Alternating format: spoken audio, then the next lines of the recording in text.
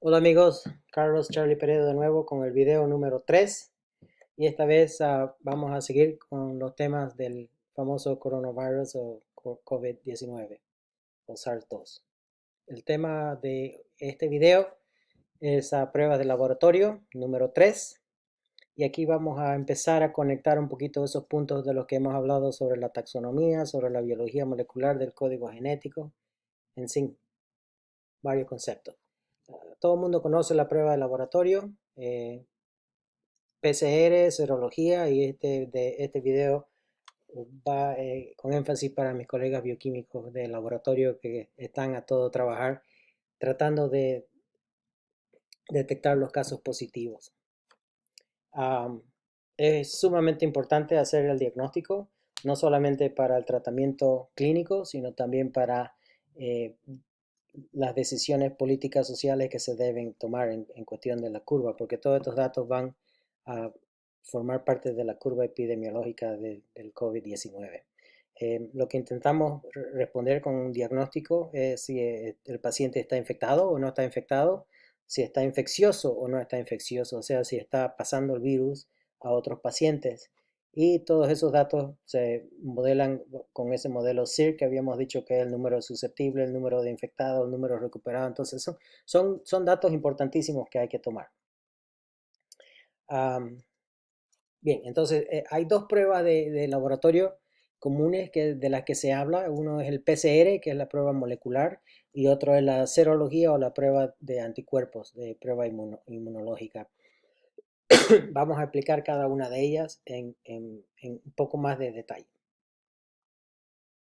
Pero antes de explicar las pruebas, quisiera hablar de dos de los parámetros que son clave para cualquier prueba de diagnóstico.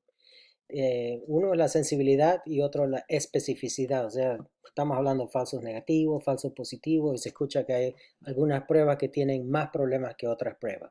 La sensibilidad, como la palabra lo dice, es qué tan sensible, cuál es su nivel más bajo en el que puede detectar a todos los casos positivos como positivos, que no se escape ni uno. Y la especificidad se refiere a que no solo los detecte, pero que no confunda y detecta personas que tienen otra enfermedad como dengue, como la influenza o como el COVID antiguo.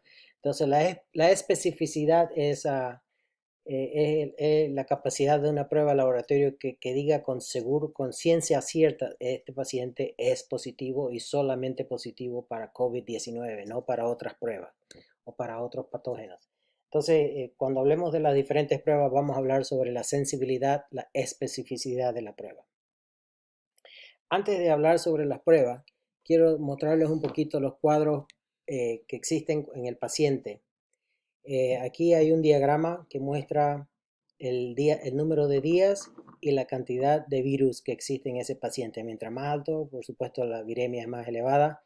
Entonces vamos a entender qué es lo que sucede. Aquí hay una línea arbitraria que es 1 millón de copias de ARN virales. Eso no tiene que ver nada con la sensibilidad de la prueba, pero nada más para mostrar. Aquí el paciente en la fase 1 es un paciente naif, inocente, que no tiene contagio ni conoce al virus. Es totalmente sano. No ha sido expuesto, no ha sido puesto en contacto con el virus. Es como Bolivia hace 3 meses, sin que nadie conozca el coronavirus. Todo el mundo feliz. Luego llega el virus de España, de Italia, de China, de donde haya llegado. Y empieza a infectar a una persona. Pongámosle que en este día infectó a una persona. Como hemos visto en el anterior video de la biología molecular, ese virus se aferra a una célula que contiene el ancla AC2 y empieza a infectarla y a reproducirse, a infectar otras y a reproducir, a infectar otras y a reproducir, así hasta que llega a un crecimiento algorítmico donde la viremia es sumamente alta y aquí es donde empiezan ya los síntomas, la tos, la fiebre, el dolor de cuerpo, la neumonía y todo lo demás, porque existe una carga viral sumamente elevada en muchas partículas de virus. Pero luego el virus empieza a descender porque ya deja de encontrar nuevas células a quien atacar, ya no es tan viral. Además, el paciente quizás ya pasó esa fase con fiebres y otros mecanismos o sistemas inmunes innatos que empieza a pelearlo. Va a llegar a un extremo en que el virus baja y también ahí es cuando ya empieza el cuerpo humano a partir del día 10 empieza a reconocerlo al virus como un enemigo y empieza a producirle sus propios anticuerpos para matarlo y aniquilarlo. Estos son los anticuerpos neutralizantes de la inmunoglobulina. Hay dos tipos, la M y la G, que luego vamos a detectar. Pero es así como sube el nivel de anticuerpos y ya el paciente empieza a recuperarse hasta que queda totalmente recuperado si es que no hubo muerte. Entonces son 4 fases de las que vamos a discutir y el motivo por el que vamos a discutir estas 4 fases es por lo que no existe una prueba que se pueda aplicar en todo ese extremo de los tiempos. Por ejemplo, la prueba de ácido nucleico, la prueba molecular, es mejor si se la aplica en esta primera fase donde está el virus. Bueno, es la única fase en la que va a funcionar. Mientras que la prueba serológica, que es la que detecta anticuerpos, de nada sirve aplicarla en esto porque no hay anticuerpos. En el día 0, en el día 2, 3, 4, 5, 6, 7, 8, 9 días hasta el día 15. De hecho, más o menos el día 17 hasta el día 20 cuando recién empieza a haber suficiente anticuerpo para producir una respuesta inmunológica que se puede detectar a través de la serología. Entonces, PCR, la prueba de PCR normalmente se la reserva para esta fase aguda, que es de la infección, y la prueba serológica, que es de anticuerpos, se la reserva para esta fase que ya es de convalecencia o después de la infección. Ambos producen importantísimos resultados que hay que tomar en cuenta y para tomar decisiones sobre la curva epidemiológica y sobre el estado clínico del paciente. Bien, empecemos sobre la prueba de PCR, que es la prueba molecular, es la prueba que detecta el virus en sí, es la prueba de amplificación de ácidos nucleicos. PCR significa reacción en cadena en la polimerasa y su concepto simple es amplificar el código genético del patógeno en cuestión tantas veces que se lo puede llegar a detectar a través de un láser. Y se lo detecta porque el virus tiene, perdón, la prueba que se diseña para detectar el virus tiene un fluorophore que ilumina cuando se lo somete a un láser. Entonces se toma la prueba del paciente, se aísla el ácido nucleico del virus, si es que existe el virus en esa muestra, que en el cotonete, luego se la somete al PCR, donde el ácido nucleico empieza a amplificarse, hasta que pasa un nivel donde la máquina lo detecta y se lo dice positivo. Mientras que si no hay amplificación, obviamente esa prueba es negativa. Un poquito más sobre la química del PCR, porque esto es lo que yo hago. Para el PCR se necesitan 3 tipos de reactivos que hay que diseñar y todos estos 3 reactivos se diseñan perdón, en base a la secuencia genética del patógeno en cuestión. Entonces existe un primer que va en el sentido hacia de izquierda a derecha, existe un primer que va de derecha a izquierda y existe un probe que se sienta ahí al medio. Este probe es el que está químicamente trenzado con un fluorophore, un reportero, que es el que va a emitir la luz cuando se excita con el rayo láser. Pero para poder excitarse y dar esa luz, tiene que separarse de su probe y eso sucede cuando el ácido nucleico a través de la polimerasa empieza a producir una cadena nueva de ADN o ARN, en este caso es ADN. Viene a la polimerasa y lo empieza a romper estos nucleótidos y al romperlo el reporter queda libre y cuando se lo excita con un rayo láser emite una luz. Bien, mencioné de que estas pruebas para que funcionen tienen que ser diseñadas de una forma bien, bien para que funcione. Como es base genético, se tiene que conocer la base genética del virus en cuestión, en este caso el COV-2, el COVID-19, y que ya esa secuencia se la supo a los 10 días después de que existió la pandemia. Ya los laboratorios habían aislado el virus, lo habían secuenciado y habían diseñado estas pruebas de PCR. Estas pruebas, la secuencia en sí es gratis, está disponible para cualquier laboratorio en el mundo entero, lo fabricó el CDC y como pueden ver son secuencias que están detectando el gene que es uno de sus genes principalísimos con el cual el virus no puede vivir, que es el RNA Dependent RNA Polymerase, que es esa proteína que les dije yo al principio en el anterior video, que es la primera proteína que el virus hace, que es para hacer las demás proteínas y su código genético. Entonces aquí está el forward primer, que es la secuencia que va de derecha a izquierda. Aquí está el reverse primer, que es el que viene al otro lado. Y en el medio tenemos el probe que está añadido con un fluorophore, que es el que va a iluminar.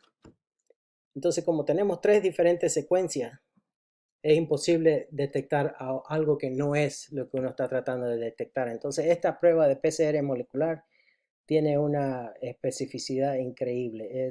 No detecta nada falso, no tiene ningún falso positivo, ningún falso negativo, porque además es muy sensible. La sensibilidad está en base de los 40 ciclos de amplificación a los que se le da, que es un crecimiento algorítmico del ácido nucleico. Entonces, es muy fácil de...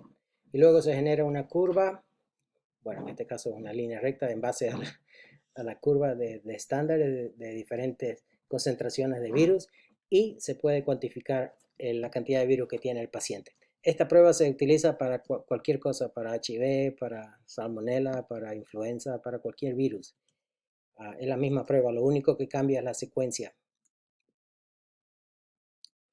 Bien, PCR viene en diferentes modelos. Ese es un modelo súper caro, de mucho abastecimiento. Puede testear más de 2.000 pruebas al día. Eso solamente sucede en países desarrollados con mucho dinero, um, como Estados Unidos. Esta es la máquina de PCR que cumple el mismo motivo, pero es más chiquitita. Y esta en particular es el One Step Plus, que es la que he visto en videos del Cenetrop en Santa Cruz, Bolivia, que me imagino es la que se está usando en el resto de los otros laboratorios de Bolivia. Es capaz de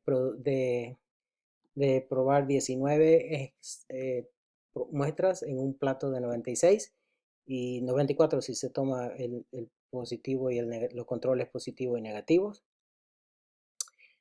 Estas dos técnicas necesitan sí de personas altamente calificadas, generalmente biólogos moleculares que tienen que diseñar la prueba y ejecutar la prueba porque son bien complejas. Pero hay otras máquinas que ya han sido diseñadas, que se las conoce como point of care, o si no, cuidado de lugar, que son simples. Ya no se necesita más que un enchufe. Se la enchufa a la máquina. Esta es una máquina chiquitita, el tamaño de una CPU de una computadora o hasta algo más chico, donde viene un plástico donde ya todo dentro está eh, pre manufacturado, y lo único que hay que hacer es meter la muestra, meter el cassette, decirle go, y hace todo lo que tiene que hacer. El problema de estas pruebas, esto es un GeneXpert que he escuchado que también se está usando en Bolivia, es que solamente puede dar 4 pruebas a la vez. Ahora, esta es la última del ID Now del COVID-19, que es más chica aún, el tamaño de un teléfono como de los que conocemos, lo que tenemos más de no sé cuántos años, rotatorios, chiquitito, chiquitito, y lo único que hay que hacer es enchufar el cassette de plástico, cerrarlo y decir go. Lo único que hay que aumentarle aquí es la muestra del paciente. Lo único que se necesita es un enchufe. Son totalmente portátiles estas pruebas, entonces en vez de traerlo al paciente a que le hagan la prueba, uno puede ir al barrio donde están los pacientes. El problema de nuevo es que solamente se puede hacer una por cada vez, y tarda 5 minutos, es totalmente, sumamente efectiva. Y también es molecular, es la misma, genera el mismo resultado que esta máquina de acá. Trump la hizo famosa a esta ID Now del COVID-19, que es fabricada por el laboratorio Abbott en Illinois, en Chicago, y todo el mundo la quiere. Es una máquina fácil, es una máquina portátil, es una máquina de 5 minutos. Como les digo, tiene todo desechable, todos estos plásticos son desechables, es de un solo uso. Se los mete, se los cierra, se le pone go, y en 5 minutos dice si es positivo o si es negativo.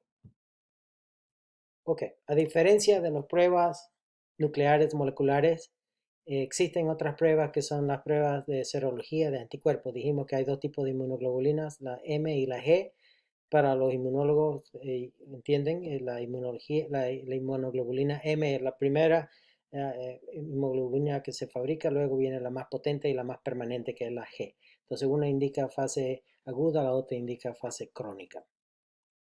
Antes de charlar sobre las diferentes pruebas de serología que existen, vamos a presentar otro diagrama donde vamos a ver de nuevo los diferentes, de acuerdo al tiempo, vamos a ver qué es lo que es posible detectar y cuándo. Um, Aquí en esta línea azul le estamos presentando la presencia del virus, que como ven llega a su pico en el día 10 a 14 y luego empieza a desvanecerse hasta el día 20, 28. El primer tipo de anticuerpo que el sistema inmunológico empieza a producir está retrasado con 7 días, como podemos ver aquí, desde el día que se infectó el paciente hasta el primer nivel de anticuerpos del IgM, eso sucede 7 días, y ese anticuerpo es bien corto de duración. ¿Por qué es corto? Porque viene luego el de verdad, el IgG, que es el anticuerpo de verdad. El IgM va y viene en 10 días, 15 días se desaparece. Es nada más una arma que tiene el sistema para defenderse temporal hasta que se fabrica la de verdad. Y esta en roja es la IgM, perdón, IgG, y esa es la que de verdad sí da inmunidad al paciente y esa dura mucho tiempo. Entonces tenemos tres tipos de ventanas, digamos, y tres tipos de diferentes pruebas.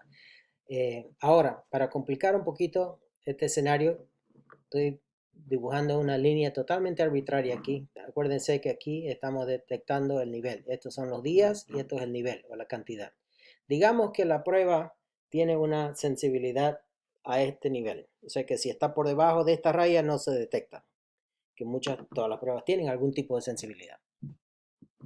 Entonces, en el caso de PCR, que es la curva azul, no vamos a poder detectar a ese paciente hasta este nivel que pasa la raya. Y esto más o menos va a suceder en el día 2, 3 de infección. 1 o 2, pero todavía no hay síntomas ahí.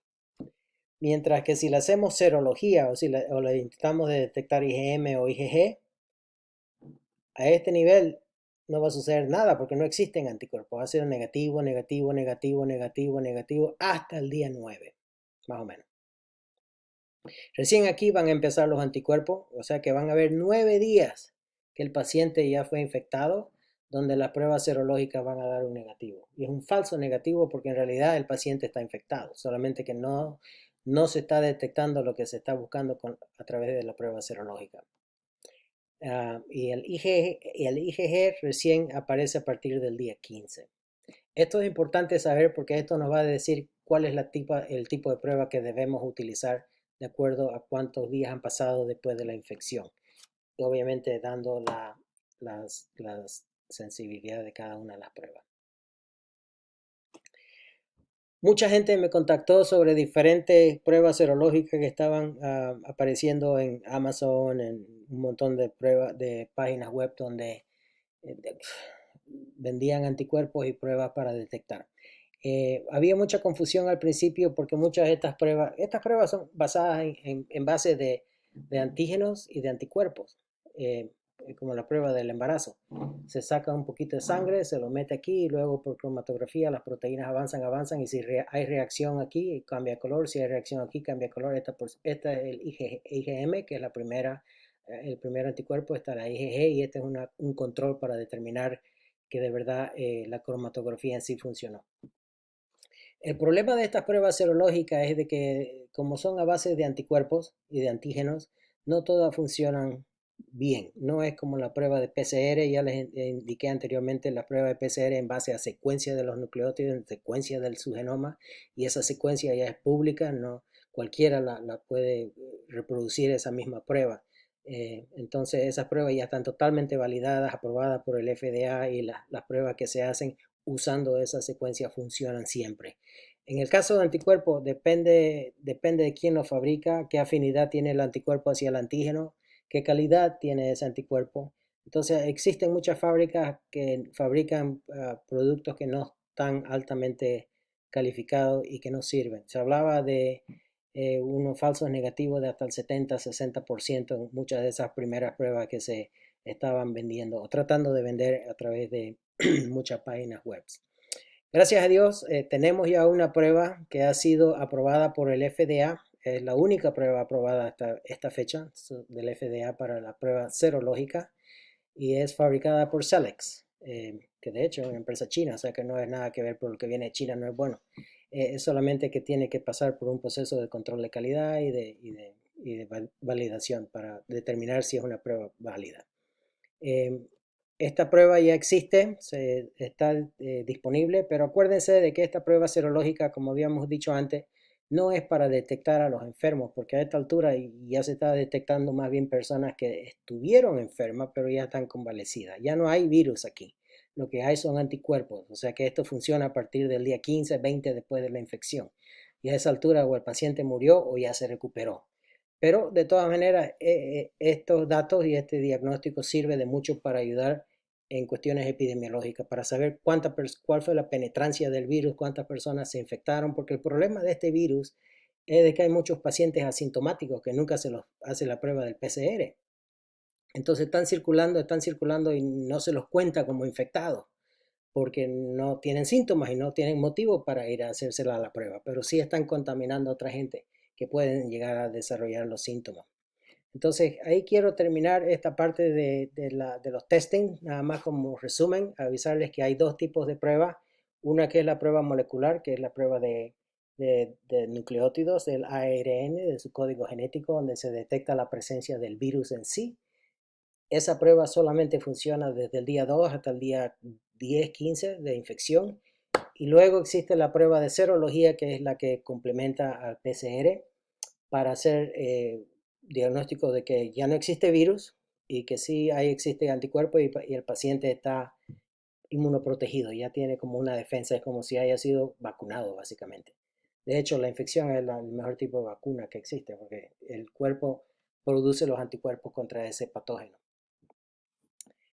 Bien, con eso concluyo entonces el video sobre las testing, sobre las pruebas de laboratorio que existen. Existen dos, la de PCR que detecta el virus en la primera fase y la prueba serológica que detecta los anticuerpos en la fase ya de convaleciente. Con esto acabo el video. El próximo video va a ser sobre un poquito de epidemiología y estamos empezando a conectar toda la información que les estoy dando para seguir charlando. Nos vemos luego, amigos. Chao.